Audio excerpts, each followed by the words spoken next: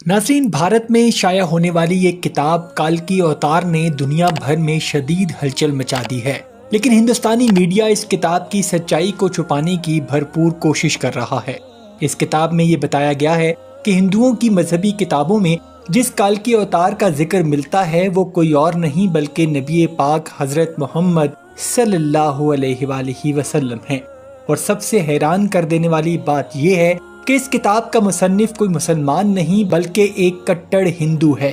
जिसने अपने ही मजहब हिंदू मत पर तल्ख सवालात उठाए हैं। अगर इस किताब का मुसन्निफ कोई मुसलमान होता तो वो अब तक जेल में होता और इस किताब पर पाबंदी लग चुकी होती।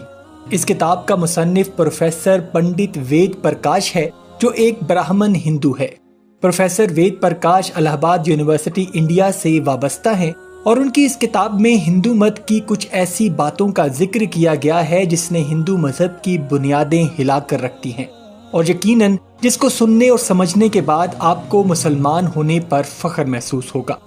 नाज़रीन, पंडित वेद प्रकाश संस्कृत जुबान के एक माहिर स्कॉलर हैं, जिन्होंने काल्की अवतार के बारे में इस रिसर्च को 8 ब्राह्मण चोटी के पंडितों के सामने रखा। इन पंडितों ने इस किताब का बगौर मुतालिया और तहकीक की और इस बात को तस्लीम किया कि इस किताब में पेश किए गए हवालाजात मुस्तनिद और बिल्कुल दुरुस्त हैं।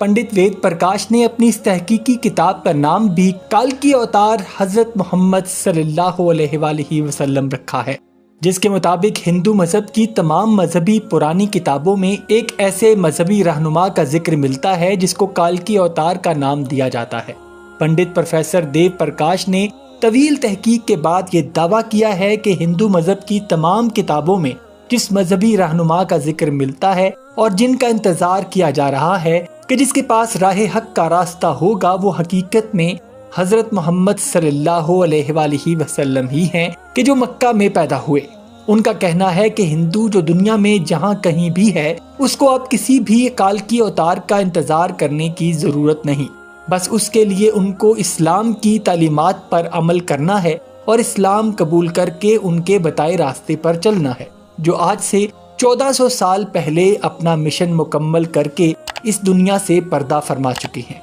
नाज़रीन, प्रोफेसर वेद प्रकाश ने हिंदू धर्म के वेदों में से बाकायदा तौर पर हवाले देकर ये बात साबित की है कि काल्की अवतार असल में हजरत मोहम्मद सल्लल्लाहु अलैहि वसल्लम ही हैं,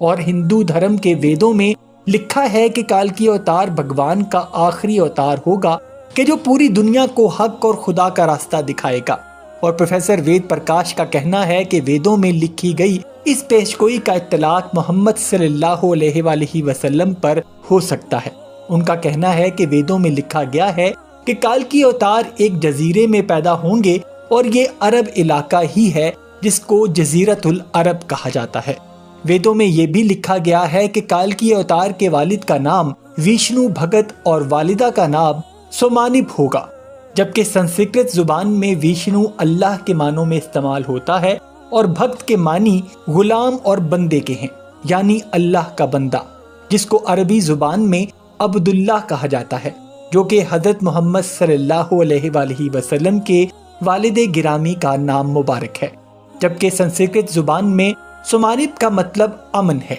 और मोहम्मद सल्लल्लाहु अलैहि वसल्लम की वालिदा मोहतरमा का नाम भी आमिना ही है और जिसका मतलब भी अमन है। और ये बातें इंतहाई गौर तलब हैं, लेकिन आगे कुछ ऐसे इंकशाफात हैं जो आपको मजीद हैरान कर देंगे।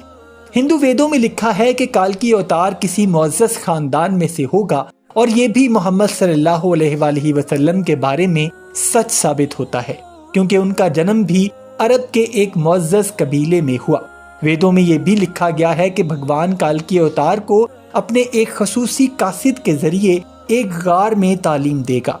और ये बात भी सच है कि हजरत मोहम्मद सल्लल्लाहु अलैहि वसल्लम पर अल्लाह ताला ने हजरत जिब्राईल अलैहिस्सलाम के जरिए गारे हिरा में वही भेजी। हिंदू अकीदे के मुताबिक भगवान काल्की अवतार को एक तेज तरीन घोड़ा अता फरमाएगा जिस पर सवार होकर वो 7 आसमान का सफर करेगा, और ये बात भी हजरत मोहम्मद सल्लल्लाहु अलैहि वसल्लम के सफरे मेराज पर साबित हो जाती है।